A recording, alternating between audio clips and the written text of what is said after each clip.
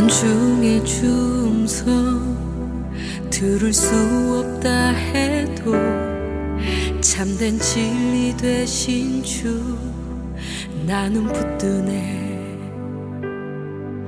폭풍이 몰려와도 험한 길을 간대도 믿음의 두 손 들고 주 신뢰해. 내게 행하신 그 놀라운 일, 생명 주신 주를 기억하네. 그 사랑이 내려와 날 자유케 하셨네. 영원히 나는 주님의 것. 산과 골짜기에서 내 영혼 노래하네. 영원히 나는 주님의 것.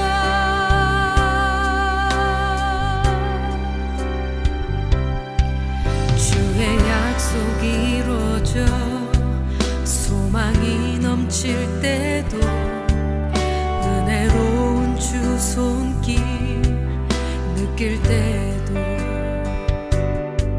주를 향한 갈망과 겸손한 마음으로 믿음의 두 손 들고 주 신뢰해.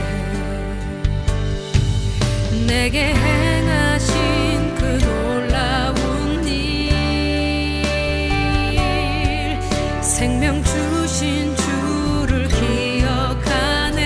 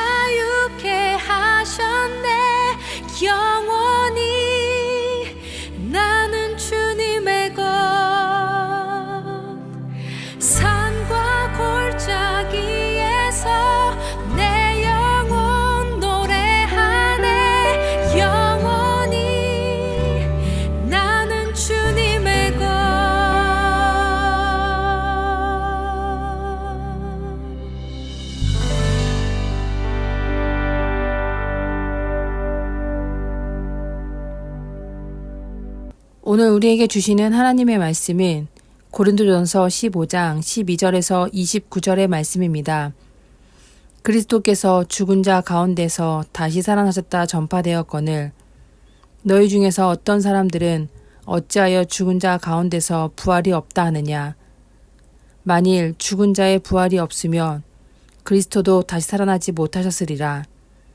그리스도께서 만일 다시 살아나지 못하셨으면 우리가 전파하는 것도 헛것이요 또 너희 믿음도 헛것이며 또 우리가 하나님의 거짓 증인으로 발견되리니 우리가 하나님이 그리스도를 다시 살리셨다고 증언하였음이라. 만일 죽은 자가 다시 살아난 일이 없으면 하나님이 그리스도를 다시 살리지 아니하셨으리라. 만일 죽은 자가 다시 살아난 일이 없으면 그리스도도 다시 살아나신 일이 없었을 터이요. 그리스도께서 다시 살아나신 일이 없으면 너희의 믿음도 헛되고 너희가 여전히 죄 가운데 있을 것이요. 또한 그리스도 안에서 잠자는 자도 망하였으리니 만일 그리스도 안에서 우리가 바라는 것이 다만 이 세상의 삶뿐이면 모든 사람 가운데 우리가 더욱 불쌍한 자이니라. 그러나 이제 그리스도께서 죽은 자 가운데서 다시 살아나사 잠자는 자들의 첫 열매가 되셨도다. 사망이 한 사람으로 말미암았으니 죽은 자의 부활도 한 사람으로 말미암는도다. 아담 안에서 모든 사람이 죽은 것 같이 그리스도 안에서 모든 사람의 삶을 얻으리라. 그러나 각각 자기 차례대로 되리니 먼저는 첫 열매인 그리스도요 다음에는 그가 강림하실 때 그리스도에게 속한 자요 그 후에는 마지막이니 그가 모든 통치와 모든 권세와 능력을 멸하시고 나라를 아버지 하나님께 바칠 때라. 그가 모든 원수를 그 발 아래 둘 때까지 반드시 왕 노릇하시리니 맨 나중에 멸망받을 원수는 사망이니라. 만물을 그 발 아래 두셨다 하셨으니 만물을 아래에 둔다 말씀하실 때 만물을 그의 아래에 두신 이가 그 증에 들지 아니한 것이 분명하도다. 만물을 그에게 복종하게 하실 때에는 아들 자신도 그때 만물을 자기에게 복종하게 하신 이에게 복종하게 되리니 이는 하나님이 만유의 주로서 만유 안에 계시려 하심이라. 만일 죽은 자들이 도무지 살아나지 못하면 죽은 자들을 위하여 세례를 받는 자들이 무엇을 하겠느냐. 어찌하여 그들을 위하여 세례를 받느냐. 아멘. 아주 가끔 예배를 드리러 오던 친구가 있었습니다. 어머니의 영향으로 교회를 다녔지만 신앙심이 깊지는 않았습니다. 부활절쯤에 예배를 드리러 왔었는데 그날따라 저에게 연락이 왔습니다. 시간이 되면 차나 한잔 하자고 합니다. 그래서 점심시간에 시간을 내서 교회 및 카페에서 만났습니다. 삶의 이야기를 나누다가 문득 교회에 오면 좋은 점이 무언지 물어봤습니다. 그 친구가 멋쩍은 표정을 지으면서 이렇게 말합니다. 예배드리면 좋잖아. 목사님께 좋은 교훈도 듣고 헌금은 10,000원 정도 드리고. 목사님의 말씀은 삶의 교훈이 되는 것이고 헌금은 그에 따르는 입장료 같은 것으로 여기는 듯 했습니다. 이 친구는 기독교인일까요? 아닐까요? 일단 가끔이지만 예배는 드리니까 종교란에는 기독교라 쓸 수 있을 것 같습니다. 하지만 기독교인이 되려면 단지 교회에 가서 예배 참석한다 이상의 것이 필요합니다. 바로 신앙 고백입니다. 우리 기독교인들은 4가지의 사실을 믿습니다. 예수님이 나를 위해 이 땅에 오셨습니다. 예수님이 나를 위해 십자가에서 죽으셨습니다. 예수님이 나를 위해 부활하셨습니다. 누구든지 예수님을 영접하면 하나님의 자녀가 됩니다. 기독교인이라면 이 4가지가 마음의 중심에서 입으로 고백되어야 합니다. 우리가 신앙생활을 하는 것은 윤리적으로 완성된 삶을 살고자 함이 아닙니다. 신앙을 통해 위로를 받으며 고난을 극복해 나갈 수도 있지만 그것은 우리 신앙의 마지막 종착지가 아닙니다. 우리가 우리의 인생을 통해 맺어야 하는 열매는 예수 그리스도입니다. 그 사랑과 희생으로 하나님의 자녀가 되었으므로 우리는 하나님의 뜻을 이루는 사람이 되어야 합니다. 바울은 고린도 성도들에게 그 점을 말합니다. 부활을 받아들이지 않고는 예수님을 영접했다 말할 수 없습니다. 예수님의 부활은 단지 죽었다 살아난 것이 아니기 때문입니다. 예수님의 부활은 죄가 초래하는 죽음의 사슬을 끊었습니다. 첫사람인 아담이 불순종의 죄를 범함으로 모든 사람에게 쏟아진 죽음이 더 이상 사람을 옮아매지 못합니다. 예수님이 부활의 첫 증인이 되셔서 모든 권세보다 높으신 하나님의 구원을 확증하셨습니다. 첫 증인이 있다면 두 번째, 세 번째 증인도 나올 수 있습니다. 그래서 예수님은 믿음을 가진 모든 자들에게 따라오라고 하셨습니다. 예수께서 부활하신 것처럼 우리도 죽음의 권세를 넘어 하나님 나라의 백성으로 나아갈 수 있습니다. 부활은 죽음 이후만을 의미하는 것이 아닙니다. 오늘을 사는 우리에게 부활의 은혜가 나타나야 합니다. 지금 세상에는 살 소망을 잃고 방황하는 영혼들이 여전히 많습니다. 우리는 그들에게 소망을 주시는 예수를 전하고 나타내야 합니다. 주께서 이루신 부활은 우리를 새롭게 합니다. 세상의 일로 고난을 받더라도 포기하지 않을 근거를 줍니다. 하나님께서 주실 최후 승리를 믿으며 오늘의 삶을 완주할 수 있도록 이끄는 능력이 됩니다. 인생의 완주는 생명이 끊어지는 순간을 의미하는 것이 아닙니다. 나를 향한 하나님의 선한 계획을 믿으며 오늘을 하나님의 자녀로 사는 것입니다. 그 부활의 증인으로 오늘을 살며 기쁨과 감사가 흐르는 삶을 나타내길 바랍니다. 예수님을 바라보며 따르는 모든 이들을 하나님께서 부활의 은혜로 매일 새롭게 하시기를 축원합니다. 기도하겠습니다. 하나님, 우리가 예수님의 부활을 항상 기억하게 하옵소서. 우리의 믿음이 단지 삶의 고단함을 해결하기 위한 종교 활동이 되지 않게 하옵소서.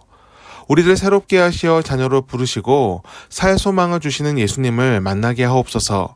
죽음조차 막지 못한 하나님의 계획이 우리에게 주어졌음을 기억하며 부활의 증인으로서 오늘을 살게 하옵소서. 죽음 이웃만 바라보지 않게 하시고 오늘을 살며 부활을 증언하는 기쁨을 우리에게 허락하여 주옵소서. 예수님의 이름으로 기도드립니다. 아멘. 함께 중보 기도하길 원합니다. 부활의 소망이 우리의 삶을 채우기를 원합니다. 사망의 어두움이 삶을 지배하지 않게 하시고 빛 대신 예수님을 바라보며 오늘을 감사함으로 살게 하옵소서. 죽음의 벽을 허무시고 천국의 복음을 이 세상에 가져오신 예수님을 바라보며 오늘의 삶을 승리하도록 하옵소서. 세상이 우리를 고단하게 할지라도 신실하게 믿음의 여정을 지켜가도록 인도하여 주옵소서.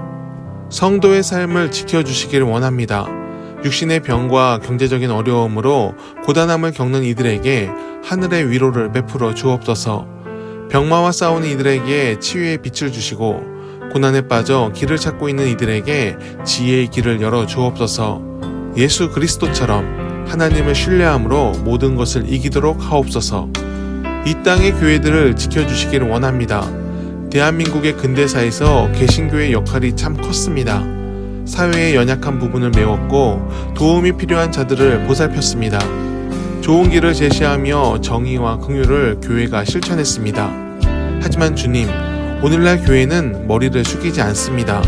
세상이 기뻐하는 영광을 교회의 영광으로 삼으며 교만과 벗하는 것을 부끄러워하지 않습니다. 주여, 어려운 상황에 있는 한국교회를 긍휼히 여겨 주옵소서. 교인이 줄어서 문제가 아니라 예수의 마음을 잃은 것을 깨닫게 하옵소서. 한 영혼이 돌아옴을 기뻐하셨던 예수님의 마음을 품어 우리가 진정 추구해야 할 가치인 사랑을 회복하게 하옵소서. 영혼의 돌아옴을 기뻐하며 긍휼과 희생, 정직과 평화를 나타내는 교회 공동체가 되게 하옵소서.